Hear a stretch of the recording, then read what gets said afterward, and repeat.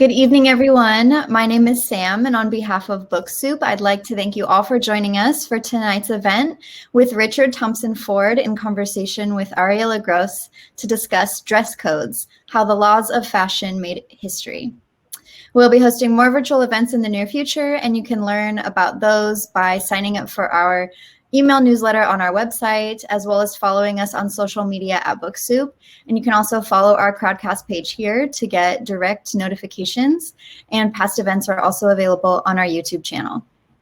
Tonight's event will end with a Q&A, and to submit a question, please use the Ask a Question button at the bottom of the screen.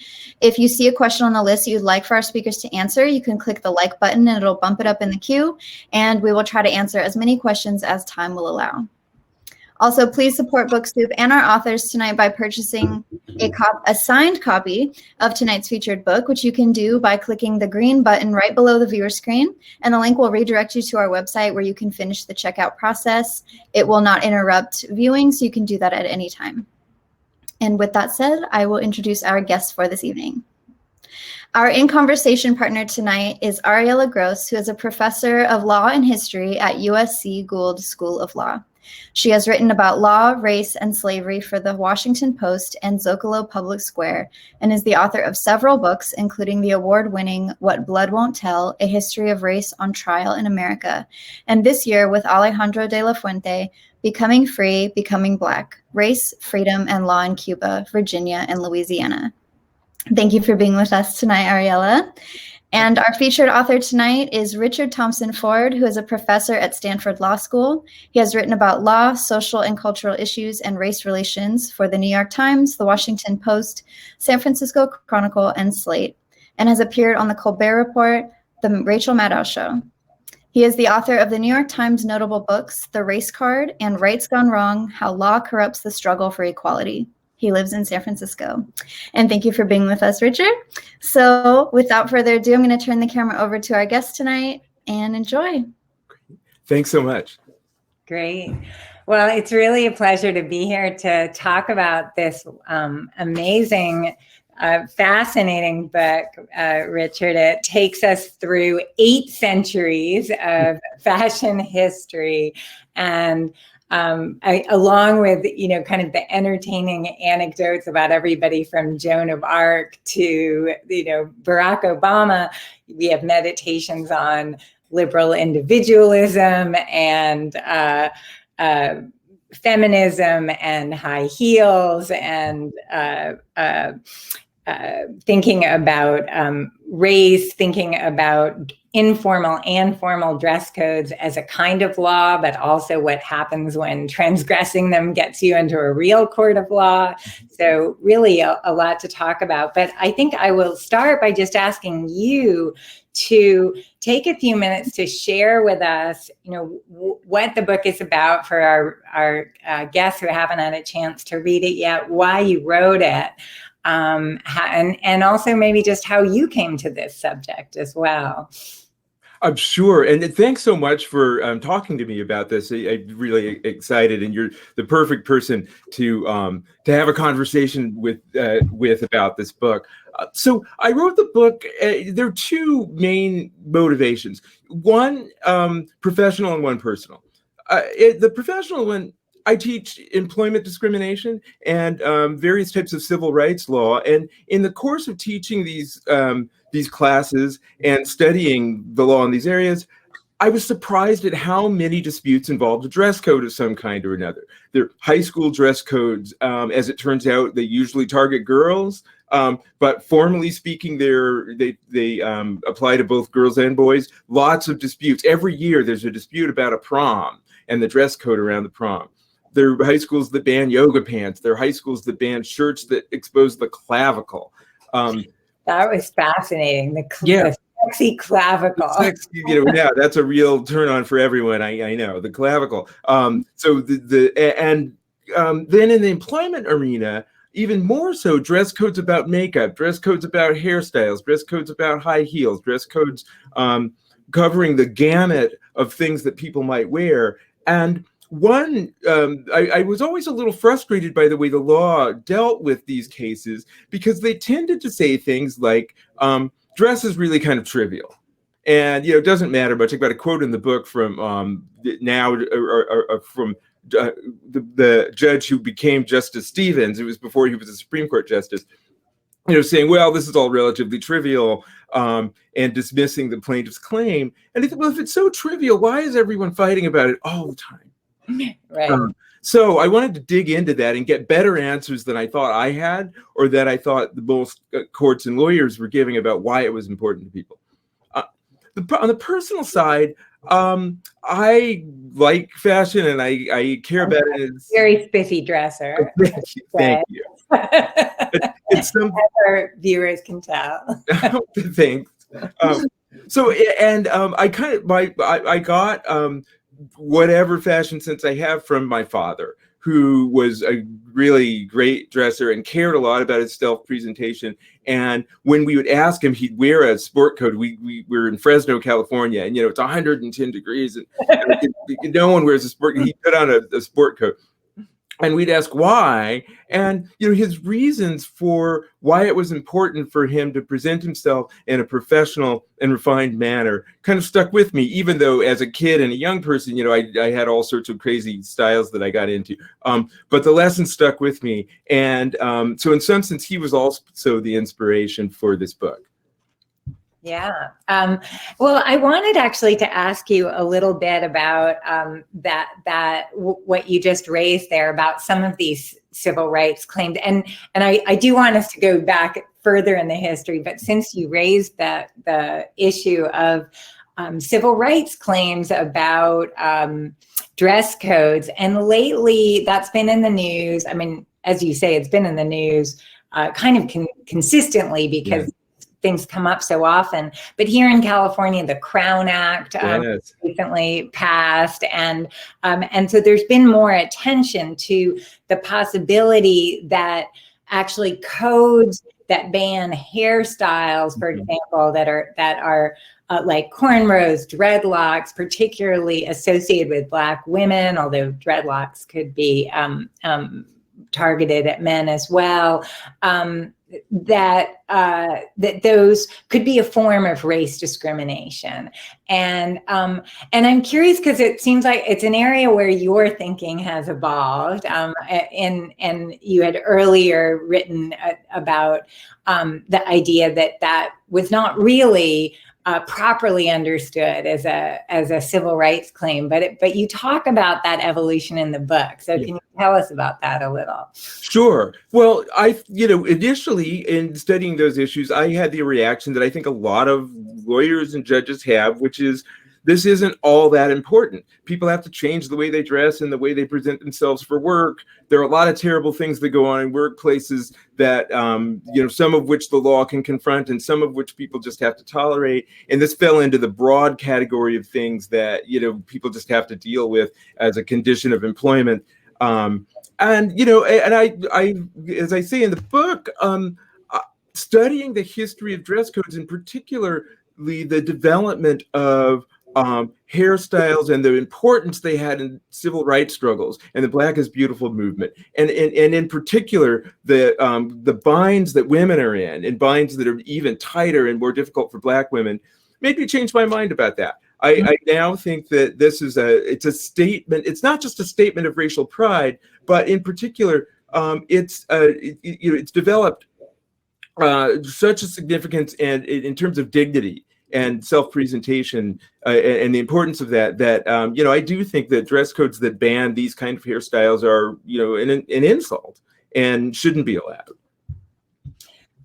Well, I'm glad you've come around. I agree with you. But I also wanted to ask you, and some of the really fascinating historical stories that you have go to gendered clothing. And I think one of the things that may be surprising to many of your readers is the way you talk about the fact that before the 18th century, it was men who, at least upper class men, who were wearing going into battle with rouge and fancy dress and makeup and so on. And that it's really only, relatively late that becomes particularly associated with women.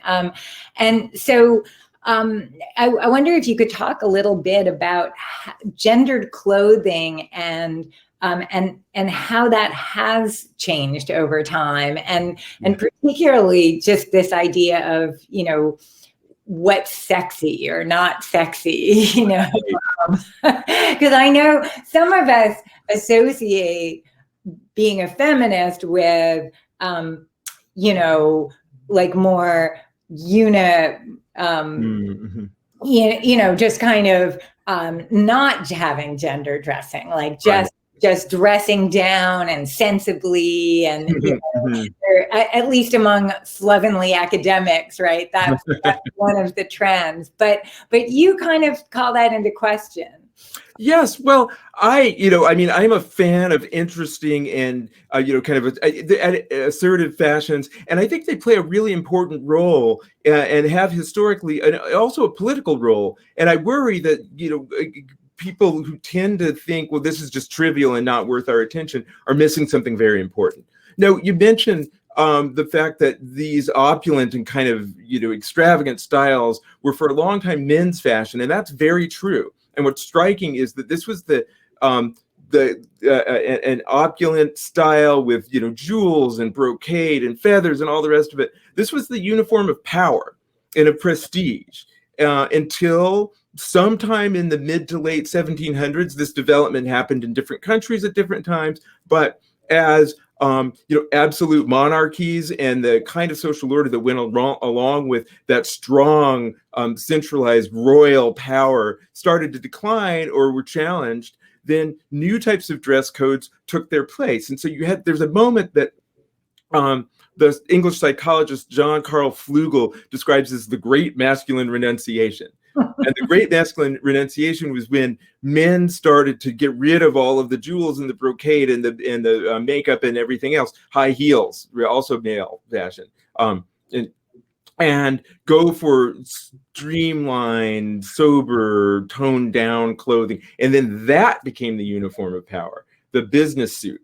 Now, I don't want to suggest that hierarchy was gone, because now all of the status is being communicated in subtle ways. It's all about cut and fabric and fit and things that are harder to copy, and you need to be in the know but people can still tell the difference between a cheap suit and an expensive one. But it's changed a lot, and those kind of adornments and opulence became the exclusive province of women, which led to a whole series of new kind of complexities for women and women's dress, and how women were get always in this catch-22 bind, expected to be modest on the one hand, so as not to tempt men, and the idea of the female temptress that used makeup and jewels to tempt men was a big theme, but also expected to be decorative. And so, how do you pull that off?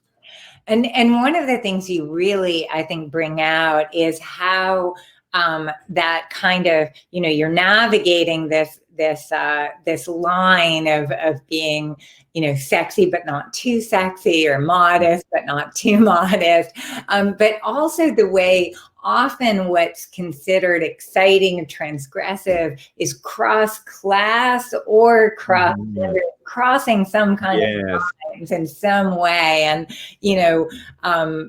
women of the upper class dressing down to, or uniforms. I mean, another really fascinating discussion, right? The whole nuns habits. Oh, yes. From the beginning, kind of part of these transgressive fantasies. Yes. So you'd have all these laws and rules around transgression, around trying to make sure that clothing signified what it was supposed to signify, and that people didn't cross boundaries. But of course, people immediately wanted to cross the boundaries. And a big part of the reason was that you could borrow the kind of sartorial message of the other type of clothing and claim it for yourself if you could pull it across the boundary. So, when commoners dressed like royalty, it wasn't that they were trying to pretend or pass themselves off as royalty so much as it was that they wanted to claim some of the recognition that royalty was reserving for itself, and say, we deserve recognition too. we deserve to be taken seriously and express our own personality. For women, dressing in men's clothing became a sexual fetish, for way back to the late Middle Ages, at least. And as soon as gendered attire started to really sharpen up as distinct, which you could kind of tag to around sometime in the 1300s, where men quit wearing draped clothing. Right. Where women still were wearing draped clothing, men got tailored clothing, pants. That women wearing some form of male clothing like that became a sexual fetish, because it suggested a woman who was claiming the prerogatives of a man, the aggressiveness of a man, the freedom of a man, and that was sexy. And you had similar things going on with cross class, dressing. Right. But then there's this effort at legal regulation. There are these sanctuary laws saying, you can't, if you're a member of the lower class, wear certain things. There are racial versions of that. You talk about the Negro Act of South Carolina, these efforts to limit what people can wear so that they're not imitating the people of the higher class, or the people who've they're enslavers. So there are all of these ways that they're trying to regulate people's dress. But at the same time, I'm struck by, then there are other kinds of laws that are about actually dictating you need to wear something that will set you apart. Yes. So is that doing the same thing? I mean, what are all of these laws trying to achieve? Well, there are a few different things, but one of the big ones is they're trying to make sure that clothing signifies something in particular. So they're all, and so dress codes in the book has a dual meaning. On the one hand, it's a code, like a legal code that regulates, but it's also a code that conveys meaning if you can decode it. So you got, as fashion began to develop and get to be expressive, you get these tailored garments, and you get the ability to create new forms out of clothing. Pretty quickly, people start to want to use it in order to convey social status, but also other people want to use it in order to convey individual personality. That's where some of the discussion of liberal individualism comes in, that you could start to see this as a nascent form of a new individualist ideal. Now I can dress in such a way that conveys who I am as an individual. But that's in tension with making sure that the clothing conveys status. And so you get laws saying you must not, you may not. And they're quite explicit, which is the neat part. They say, it's a problem that people dress in such a way as to confuse the social order according to the preeminences and degrees and rank. So we know. Now, the things you're talking about kind of serve a similar function. So one example involving the rules that Jewish women have to wear earrings. Part of this is designed to ensure, and this was in the 1400s in Italy, a number of cities along the Italian peninsula where you had various rules like this, to ensure that we knew who the Jewish women were on site. These are cities where there's actually a lot of social intermixing between Christians and Jews. Jews are well assimilated, they're accepted. And then when anti-Jewish ideology starts to take hold among the authorities, well, we need to make sure that doesn't happen. Right. But it also has symbolic significance in terms of treating Jewish women as if they are sinful. And because the jewelry was a sign of the woman is temptress. Yeah, the same. And the association with Romani, with people who are known as gypsies, right? The earrings as well, a way to kind of, these are outsiders. This kind of untamed sexual misrule. Right. So I wanted to ask you, and I want to open this up to everyone, but I wanted to ask you about what you talk a little bit about since the kind of civil rights era, the politics of respectability. And, this comes up in a number of ways. You talk very movingly about the ways in which people wear their Sunday best to protest, and all of the meanings that had for people, but also some of the conflict when, Barack Obama berated a Black audience for, like not dressing properly, or jeans, yeah. Was it Bill Cosby who was talking about, yeah. Like pull up your pants and the pound cake speech, the infamous pound cake speech where you went on about, yes.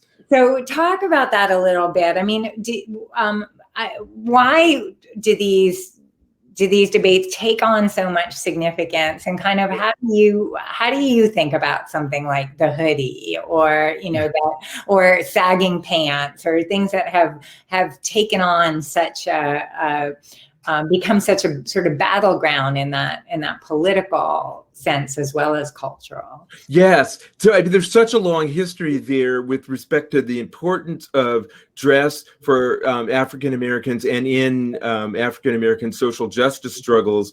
You mentioned already laws that prohibited Black people from dressing above their condition. There was something in the 1740s called the Negro Act.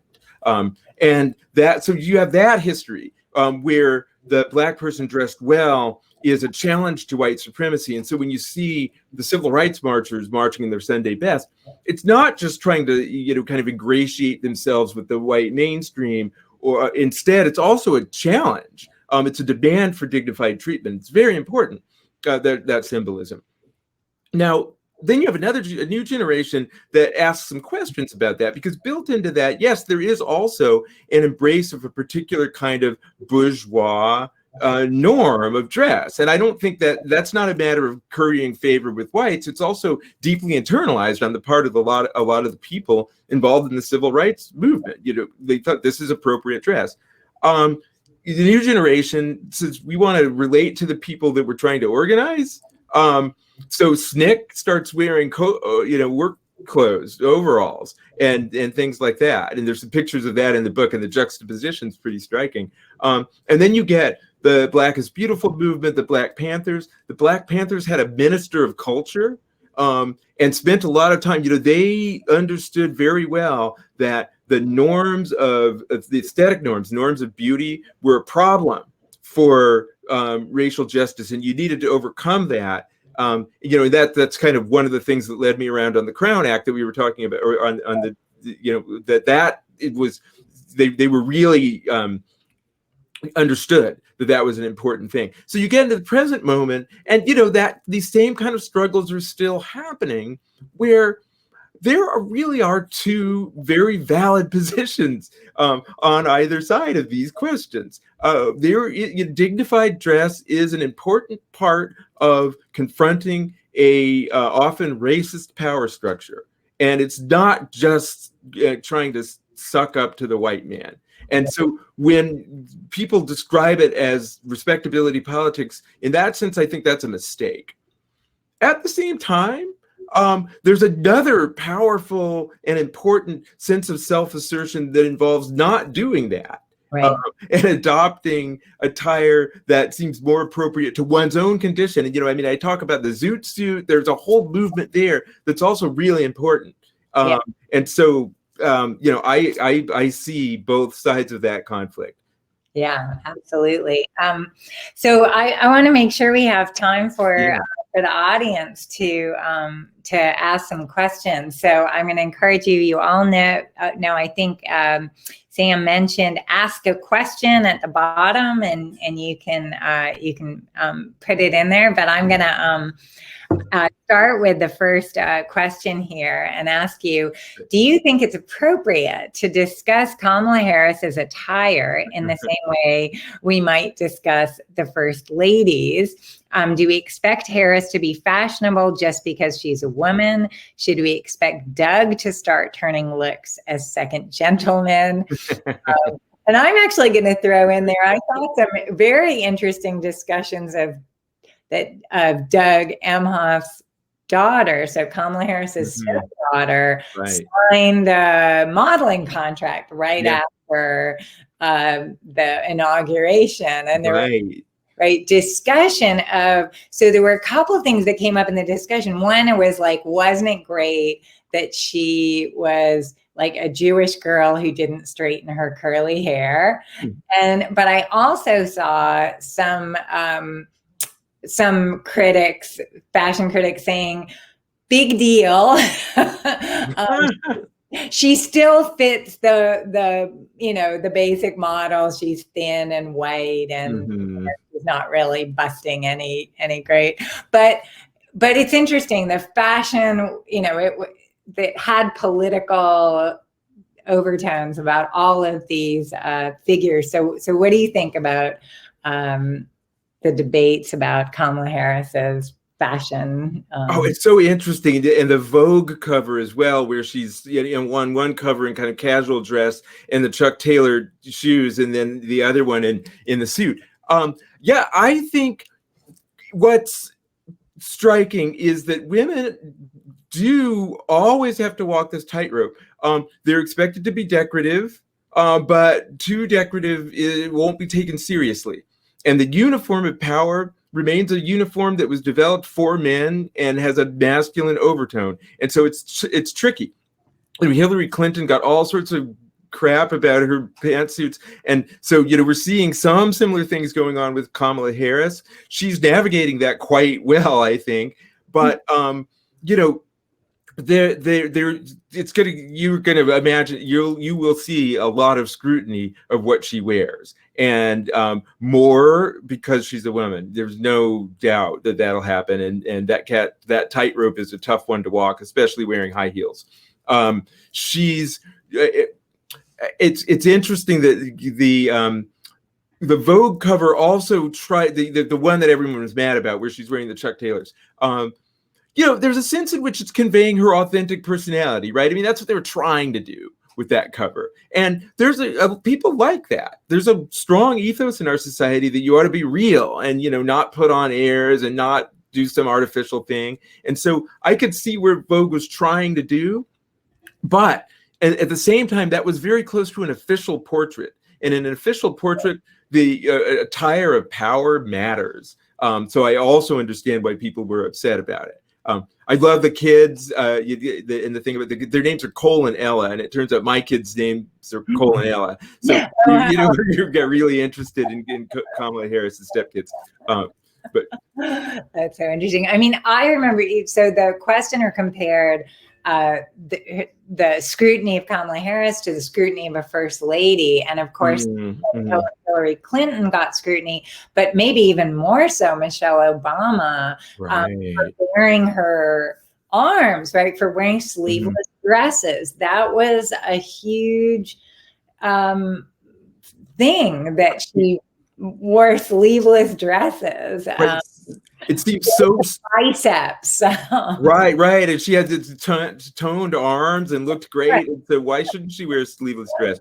But right there, I mean, that's back to that double, you need to be modest. And the first ladies had such a narrow range of things they could wear that were prim and proper and, didn't have any hint of sex appeal, but were also feminine, and never, too masculine. And they had to work hard to do that. And Michelle Obama kind of stepped just a tiny bit outside of that, and got all sorts of grief.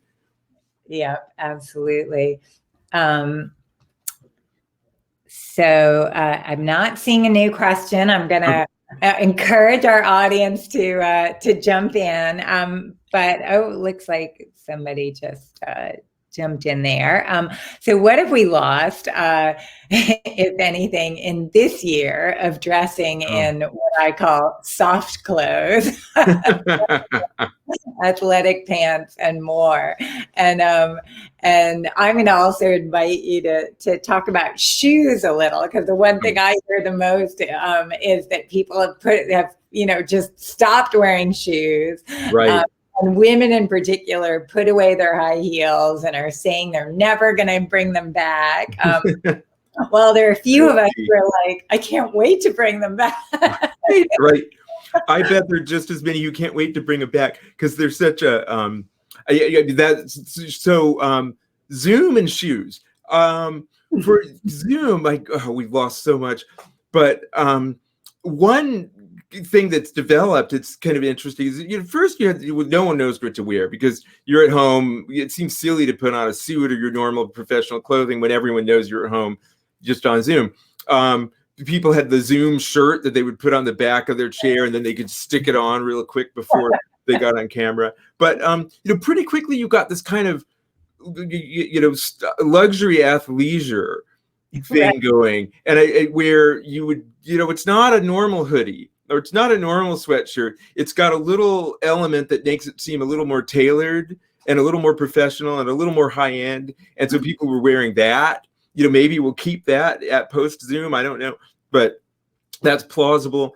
I think a lot of people are ready to go back to, less soft clothing. And as soon as we can get out of the house, you'll see a rush back to a lot of those kind of things. High heels are a tricky one because, the question of high heels for women is so fraught. I mean, obviously they're, for many women, quite uncomfortable and can, just lead to objective health problems. The requirement that women wear high heels is one that's gotten a lot of pushback, and of course that's one of the topics of the book. It's interesting to see the way the high heel retains a little bit of its past history as a power shoe, though. So that, for many women, wearing high heels is a form of assertion, and you can see the difference. Like when you look at someone like AOC in her high heels, those are power shoes. She rocks those high heels, and you don't feel no one's making her wear those. So there's that, and that's high heels started as masculine attire. They were derived from shoes worn by Persian equestrians who were military people, and they were tough and they were macho, and they captivated the attention of the European aristocracy, and people started wearing high heels. And then, by the time you get to Louis XIV, who's on the cover of the book with the big red heels, and it can't be an accident that, thank you. So the big, and actually passed a law forbidding anyone from wearing shoes with red heels who wasn't in his royal court, because they caught on so much that, everyone wanted to have the shoes with red heels. But that was a masculine fashion. So, that's, it can't be an accident that Christian Louboutin picked red for the soles of the shoes. And there's still a little bit of that statement of power. But there's also the aspect of, kind of compulsory decorativeness. And so high heels have that dual, thing, where sometimes women are ridiculed for wearing high heels. There was a tech CEO who posted an Instagram thing about a woman in high heels that, said something like, no, hashtag brains not required. And said, these shoes, WTF. So, then on the other side, you have a misogynistic attack of women for wearing high heels. It's just another example of these double binds that keep coming up. Yeah, that's so interesting. And the, you talked about the kind of new dress code of the kind of high-end hoodie. Yeah. And, kind of expensive leisure wear that people in the know would know that this is no ordinary, lounge wear. Allbirds shoes, or what, an example of it when people can see the shoes. I think that is very much coming from Silicon Valley and the tech world, because I know, my spouse is in kind of entertainment and tech, and they've been dressing that code for a long time. And it is just as rigorous and rigid a code, right, as the, from nice business suit. It's more casual, but it has its own, rules, and you have to be in the know to know it. And so it will be interesting if there's a version of that for women that I haven't really, seen that as much for. That's right. I mean, in fact, some women talk, when I write about the demise of the suit, some women, complain that, just as we figured out how to do the business suit, you're all moving away from suits and toward this new kind of casual thing where there's no dress code, but at Goldman Sachs, for instance, when they got rid of their dress code, it said there's no dress code, but we all know what is and is not appropriate dress for the workplace. And you could just imagine the panic. Do we? What should I wear? And then you got the Midtown uniform, which is, absolutely a uniform. They all wear exactly the same thing, but it's casual with a Patagonia fleece and a button-down shirt. So there's, just as rigid, but unspoken. Well, I'm going to go to these questions. Okay. You do talk about the preppy handbook in the book at one point, and that was exactly my era. And I grew up in Princeton, New Jersey. It was ground zero. Town. And what was so funny about that handbook is that it put on the page something that had been absolutely unwritten, but gone on for generations with very precise rules that all the WASPs knew, and the rest of us were like, what's the right kind of sweater, Right, the subtleties were so minute and so strange and counterintuitive. Right. Yeah, that's So question here, since you remarkably covered decades and decades of fashion history in your book, I wonder if you could time travel and wear the dress and abide by the dress codes of any time and place, which would you choose? Oh, wow. That's a great question. Okay, any era. Oh, do I get to pick two? I mean, I loved some of the Renaissance era stuff. I mean, the thing about trunk hose, and the doublets, and that seemed like a lot of fun. Other than that, I might pick something like the 1920s. Moving from the era of the Jazz Age toward the era of the zoot suit. They had some great fashion back then. Thanks for this fascinating talk. To me, this book reminds me of the late Deborah Brody's important book, The Beauty Bias. Is the book in conversation with that book? And what's changed in the last 11 years since that book was published? And he says, excited to read the new book. Yes. From Duran Dorfman. Oh, yes. We all miss Deborah so much. And her influence is very much there. I had lots of conversations with Deborah, and she, read me the Riot Act when she thought I had something wrong about the entailments of gendered attire. So I learned a lot, and she, I have her to thank for, significant parts of the my study of women's attire. Where do you see fashion going, and what will it say about our society? Oh, wow. That's a great question. Well, I think it's always going to say something about the attempt of people to find their way and their place in society. It's going to say something about membership in groups. It's going to say something about status, and I don't think we've gotten away from that, and I doubt that we will anytime soon.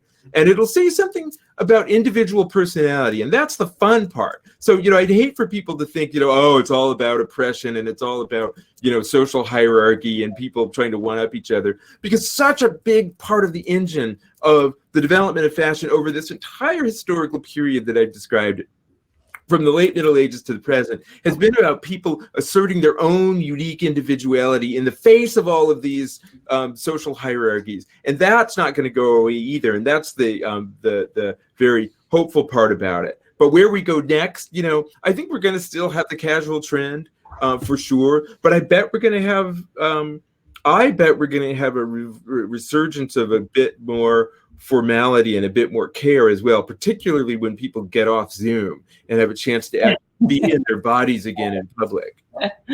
I absolutely think that's right. Speaking of kind of the present moment, this year we saw both the uprisings of the Black Lives Matter movement, a lot of people out in the streets, and then, this insurrection in the Capitol with some very bizarre self-expressions of some of these folks. So what do you make of, can you talk about kind of how you saw the people in the streets in 2020? Yes. So it was interesting that when the Black Lives Matter protests first started, you really had this kind of, it felt like a spontaneous outpouring. And so I think you could say there really was no dress code, that people were wearing whatever they were wearing, and they were coming out into the streets in order to protest injustice. And that had a symbolic resonance of its own. As time went on, you started to get dress codes. So you got Black men in Harlem wearing Sunday best in order to honor a victim of police brutality. Or you had transgender women in Brooklyn and Queens wearing all white in kind of a symbolic resonance with suffragettes. And then you had a group in South Carolina who dressed, explicitly said, "We're coming out in our Sunday best." They used those terms, and when interviewed, said, "We want to give props to the civil rights leaders of the '60s," and that's why their Sunday best was different. I wonder if I can show you the picture, but they had these fabulous outfits, and they were very colorful. So here we go. Let's see if you can see there. So that's the new Sunday best. Not your grandfather's Sunday best, but they wanted to make that visual statement of solidarity, and that was an important part of it. With the Capitol protesters, it's a kind of different vibe. There was a weird way in which the kind of cosplay aspect of some of it, the guy with the Viking horns, and it was almost like they were going to a football game or a cosplay convention, and it struck me that was a dress that was designed to psychologically distance them from what they were doing. But that was we're going to break into the Capitol, but we're not serious. And you could see that then they were going around taking Instagram selfies. They broke it into the nation's capital and put people at risk, but they're going to take Instagram selfies. So you had them, but then you also had the militia groups, in just full on military gear, people who were not playing. And they were mixed in with this kind of odd motley group of people in weird costumes and Uncle Sam suits and stuff. So strange. Yeah, completely. Well, you mentioned the Instagram selfies and sort of how that affects the spreading of these fashions today. And this question asks, what do you think of Gen Z fashion trends and how quickly and strictly they proliferate online on apps like TikTok? Under eye circles, middle part, skinny jeans, no more. How do we keep up with the young? We don't. I think I've got a 12-year-old, and she's on TikTok all the time, and I cannot keep up with her. But the social media is such an interesting lens through which to see all this, because there's a performance for social media that's different than what they actually wear, and social media is driving so much of what they're wearing as well. So there's a kind of, I can't wear the same outfit twice on Instagram, phenomenon that's tied up with fast fashion and all the rest of it. There's an exuberant, expressive part of that, which I love. And, then there is a dark side, which is, fast fashion is an extremely wasteful and environmentally destructive force in our world. And it would be much better if people didn't buy outfits to wear once on Instagram and then get rid of. Right. Absolutely. I often have that discussion with my well, like, no, because I'll say, no, you have a closet full, you don't need to buy anything. And they'll be like, oh, okay, I'll give some of that away, or I'll get rid of it. Get rid of that so I can get more. That wasn't my point. Right. And the fashion cycle's turning over faster and faster, it feels, that we needed to slow down. So hang on, let me make sure that I'm not missing one. So there was a question about high heels, but I think we really answered that. So I'm going to invite our folks to want to throw in an additional question. Please do. And then I'm going to take the moderator's prerogative to actually turn you to the slightly more serious side of this, because you also talk in the book about making an argument about liberalism, which isn't, kind of an obvious call, right? Again, as you said, many people dismiss fashion as not very serious,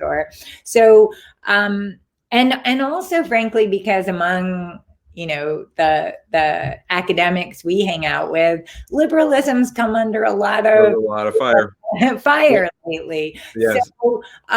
So say a little more about what you have to say in the book about liberal individualism, and why I would say it looks to me like you're kind of a fan. So what's the defense? Yeah. Now, here's the thing. Without getting too much into the weeds of political theory, I distinguish the kind of liberal individualism I'm describing from, arm's length contracting rights-bearing subjects, and so, the kind of neoliberal, the worry about neoliberalism as an apology for a certain kind of rapacious market capitalism. That's not what I'm talking about. And I think that's where a lot of the hostility to liberalism comes from. But what I do want to suggest is that alongside the development of the political ideologies that we think of as liberalism, you have this kind of cultural popular liberalism developing, which is the assertion of individual personality. So, the difference between saying only the queen and the royalty and the aristocracy get to wear expressive clothing and all you commoners don't count. And everything that's written is written about us, and no one cares about your story. And every portrait is a portrait of us, and no one cares about you. Then you get a shift. And suddenly, like in today's environment, we love biography. We care about the story of the average person. You don't have to be, it's not the history of great men and women and great events. And clothing is a significant part of that. It allowed people to embody the fact that they had a personality that mattered, and live that. And so that's what I'm talking about. And yeah, I am a fan of that. I think that's a profoundly positive development for human flourishing. Right. Well, and I think that idea, right, that political liberalism as well as cultural liberalism is ultimately about human flourishing, and that's the goal. And how do we get there? Yeah. Well, the other kind of question I wanted to ask. So one of our questioners asked, what would you where would you put yourself in fashion history if you could? But I wanted to ask sort of what was your favorite, because you tell a lot of great stories in the book. Yes. What's your favorite story? If there are one or two of the people that you write about, maybe just tell us, one or two of the stories from the book. Sure.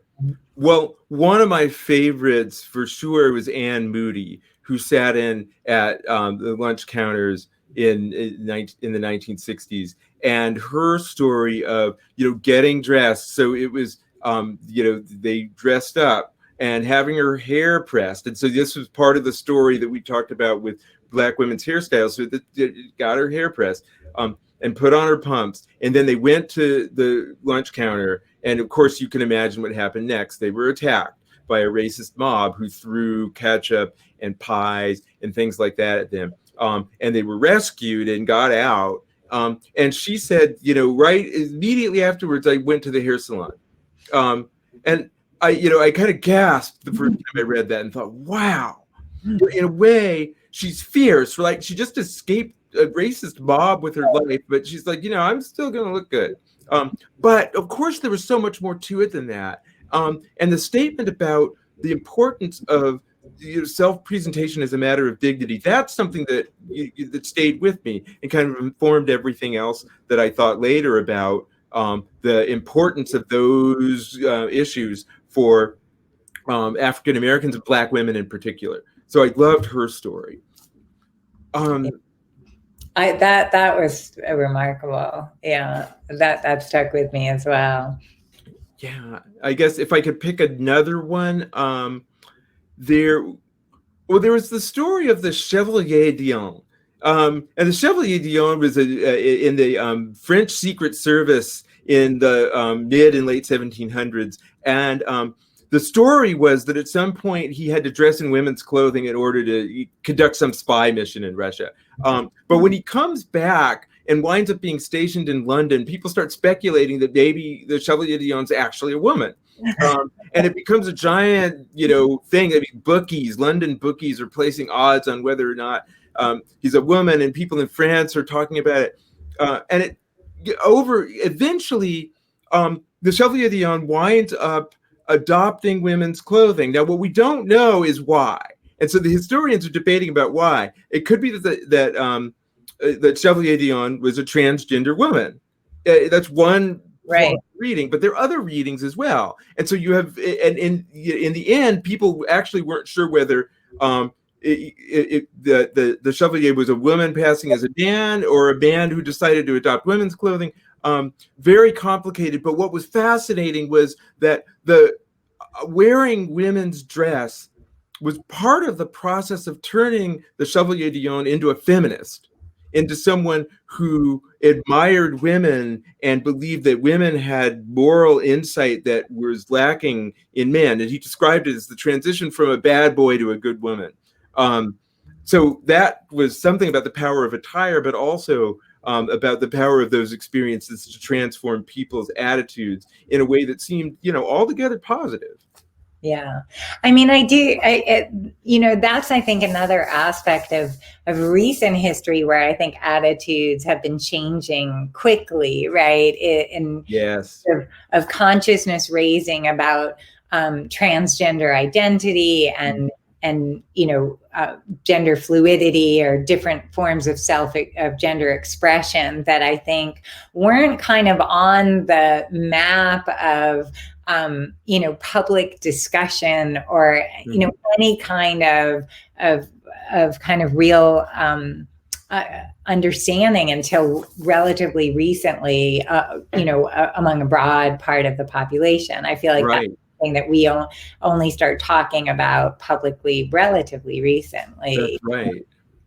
Yes, that's right. And so now, I've got a section in the book talking about those issues, but that conversation has only recently entered the mainstream. And I think it'll have profound effects for how we think about things like gendered clothing.